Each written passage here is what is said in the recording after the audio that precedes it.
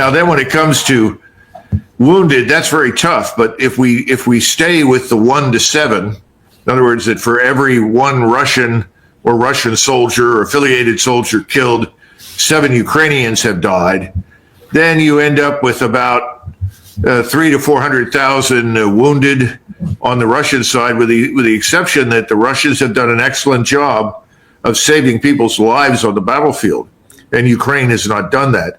So we assume that perhaps 60 to 70% of the Russians who have been wounded have been returned to duty. We have evidence for that. The tragedy in Ukraine is we don't have any idea how many wounded there are. I don't know if you remember, but I think this was a year and a half ago.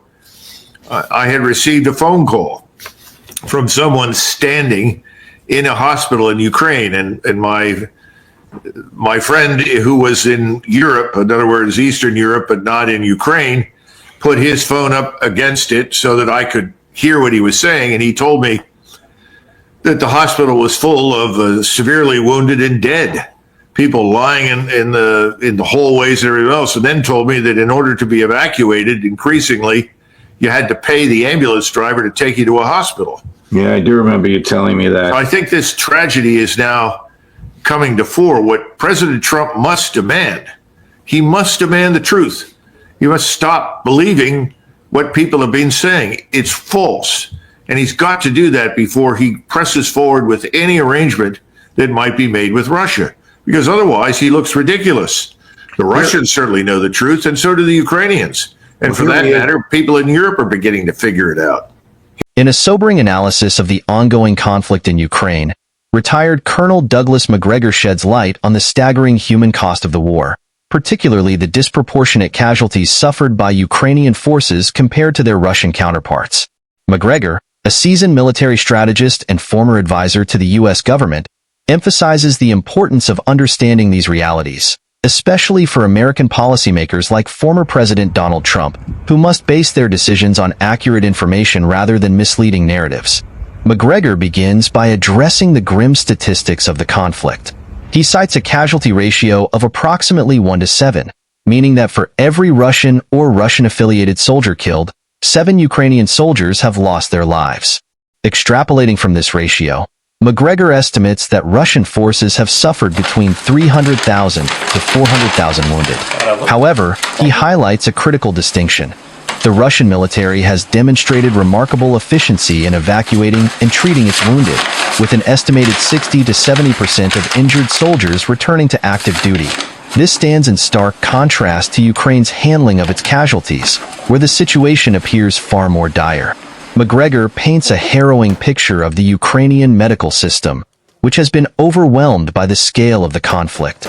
He recalls a chilling phone call he received over a year ago from a contact in Eastern Europe.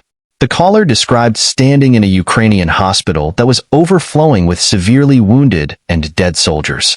Corpses and injured personnel were lying in hallways, and the situation was so chaotic that evacuation often required bribing ambulance drivers. This first-hand account underscores the tragic reality of Ukraine's struggle to care for its wounded, a stark contrast to Russia's more organized and effective medical response. The implications of these disparities are profound. Macgregor argues that the high casualty rate and inadequate medical infrastructure have severely weakened Ukraine's ability to sustain its war effort.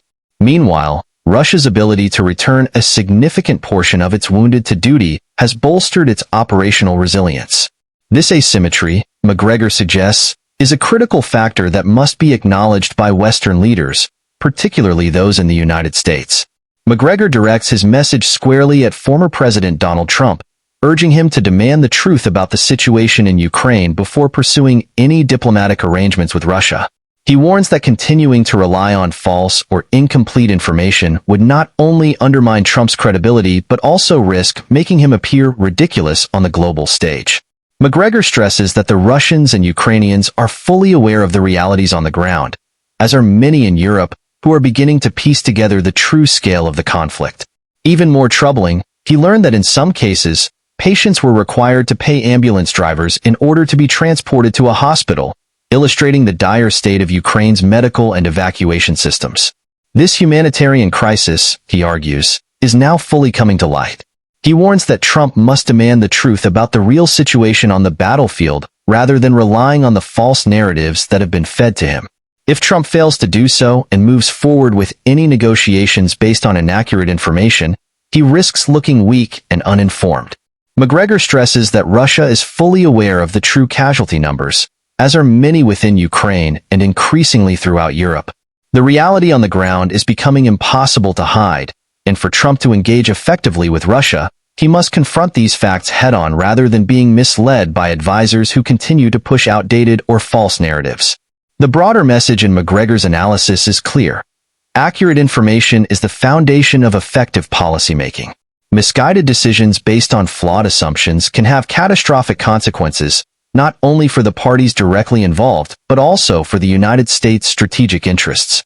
Macgregor's call for truth and transparency is a reminder that in the fog of war, clarity and honesty are essential, not just for those on the front lines, but for leaders tasked with navigating the complexities of international conflict.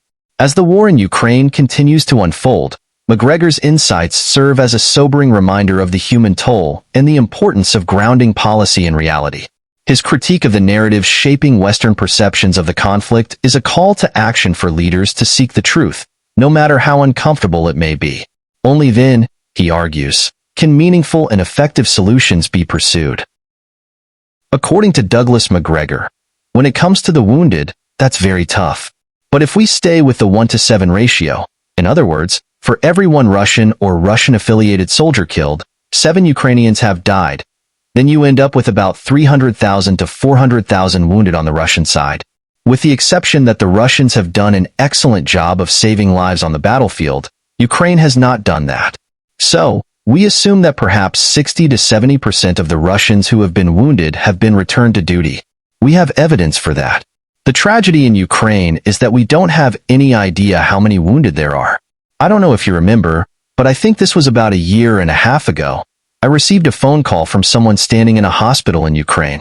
My friend, who was in Europe, Eastern Europe, but not in Ukraine, put his phone up to the scene so that I could hear what was happening. He told me that the hospital was full of severely wounded and dead people lying in the hallways and everywhere else. He also told me that, increasingly, you had to pay the ambulance driver to take you to a hospital. I think this tragedy is now coming to a head. What President Trump must do is demand the truth. He must stop believing what people have been saying because it's false, and he's got to do that before he presses forward with any arrangement that might be made with Russia. Otherwise, he looks ridiculous. The Russians certainly know the truth, and so do the Ukrainians. And for that matter, people in Europe are beginning to figure it out. Thanks for watching.